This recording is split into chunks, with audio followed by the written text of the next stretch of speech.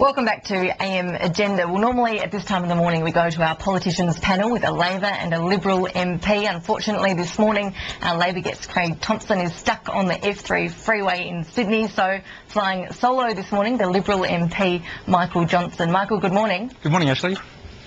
Today we're expecting the interest rate decision this afternoon. We're expecting rates to be cut again, but tomorrow all eyes will be on the national accounts data. Economists are predicting that we may see a period of negative growth. If that happens, we can assume the government will use this to attack the government over its stimulus plan, but does that necessarily make sense? Shouldn't we be waiting a little bit longer to see just the impact of this plan and how it's going?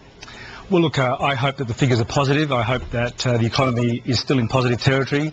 I have great reservations that it is.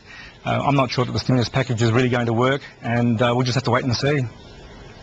Last week on this program, your colleague Tony Abbott said that the Queensland economy, he said, is falling off a cliff. You're a Queensland MP. Do you agree with him?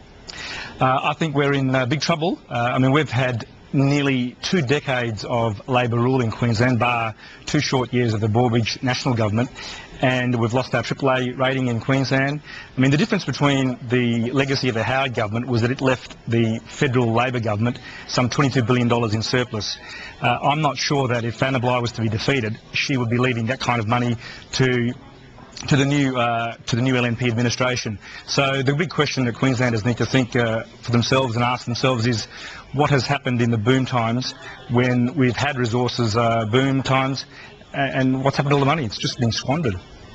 Well, you mentioned the upcoming Queensland election. How do you rate Lawrence Springborg's chances? Look, Lawrence is a very substantial figure, and if he has a little bit of luck, I mean, he's got a big deficit to make up in terms of the seats, and I just hope that he can make that up, because Queenslanders need and they deserve better government. As I said, we've had nearly 20 years of a Goss, Beattie, Bligh government, and surely we deserve better than the current services that we're getting. If the LNP loses, though, what do you see of the future of that joined combined party? Would it continue to exist? Oh, look, the LNP has got tremendous potential. In Queensland, of course, the system of voting is very different from the rest of the country and certainly different from the federal structure. It's only first past the post. So our big problem has been to keep both sides maximising their votes, both the former Liberal and the former National. And this structure is going to be very, very important in us maximising each vote. And so I think that we'll be fine. Well, up in Queensland yesterday we saw that 650 mining jobs were lost. It's a tricky balance, isn't it? Warning between, the worst to come, more job losses expected, and also trying to instill confidence in people, business confidence, and also just trying not to scare people silly. Oh, this is an economic tragedy for those men and women that lost their jobs, for their families, and my thoughts go out to them. But the big question has got to be asked: what are they going to go to? What jobs are they going to go to? Are they just going to be thrown onto the dole queue? That's why I hope very much that the new government of Queensland, whether it is the Bligh government, a re-elected Bligh government, or a new Lawrence Springborg government, that they look at uranium mining, because that will potentially deliver billions of dollars to Queensland, if not tens of billions of dollars to our national economy as well. We've got to find jobs for our people, and that's one way in which we can both develop our economy and provide jobs.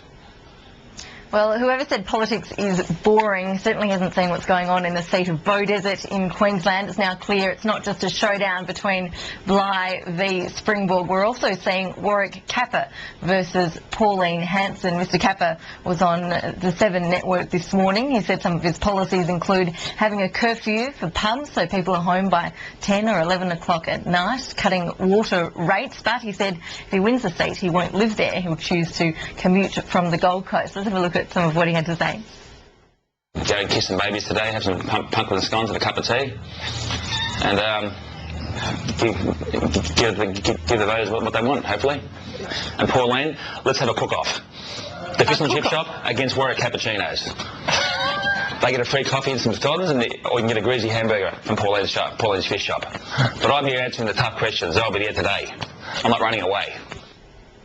Michael Johnson, that's a bit of a dilemma, isn't it? Where do you put your preferences when you've got Warwick Capper on one hand and Pauline Hanson on the other? Oh, look, Australian politics is best served by a diversity of community views in the parliament, so whether it's state or federal. Look, I mean, at least he's no toxic bore like the Prime Minister, and I think that the people of Queensland are going to give their serious consideration to the best candidate. Look, I mean, politics is a serious business, government is serious business, and if we can get scientists, if we can get nurses, if we can get professors and all kinds of the cross-section of the Australian community, that is what is best for the people and for the country. Good luck to both those candidates. I'm not sure if they've got the capacity to deliver what we need in Queensland, but the great thing about our country is that people like Warwick Capper and Pauline Hanson can stand, and I certainly wouldn't say that they are not in a position to stand, but good luck. May the best candidate win. Very diplomatic of you, Michael Johnson. Thanks for your time this morning. Pleasure, thank you. That's all we have time for AM Agenda. This morning, Kieran Gilbert will be along with PM Agenda at 4:15 Eastern Daylight Time. I'll be back tomorrow morning with AM Agenda. Until then, I'm Ashley Gillen. Thanks for your time.